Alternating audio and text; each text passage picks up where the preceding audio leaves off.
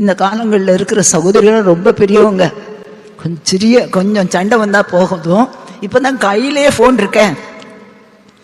எங்க கையில போன் இருக்கு? நம்முடைய தலையணைக்கு கிட்டையே போன் இருக்கும்.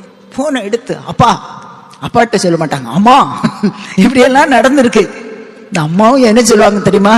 நீ நல்லா சூட்கேஸ் எல்லாம் அடிக்க ரெடியா வைமா, நான் காலையில வந்து உன்னை கூட்டிட்டு போறேன், வீட்டுக்கு கூட்டிட்டு வந்துடுறேன். அவன் கூட உட்கார்ந்து நீ பிரச்சனையை உண்டாக்கிட்டே இருக்காத, நீ வந்துரு. நான் சொல்றேன், இந்த காலத்துல கூட்டிட்டு வந்துட்டீங்கன்னா திரும்ப அந்த புருஷன் உங்க மகளை கூப்பிடவே மாட்டார். அப்படிப்பட்ட ஒரு காலம். கொஞ்சம் யோசிச்சு பாருங்க, நம்ம எப்படி குணசாலியா இருக்கணும், எப்படி நிதானத்தோடு இருக்கணும், எப்படி புத்தி உள்ள ஸ்திரீகளாக மாறணும், நல் ஒழுக்கமுள்ள ஸ்திரீகளாக மாறணும், கர்த்தருக்கு பயப்படுற பயத்தோடு இருக்கணும். அவ வாயை திறந்தால் அந்த வாயில என்ன வருமா? நல்ல ஆலோசனை கொடுக்கக்கூடிய வார்த்தைகள் வருமா.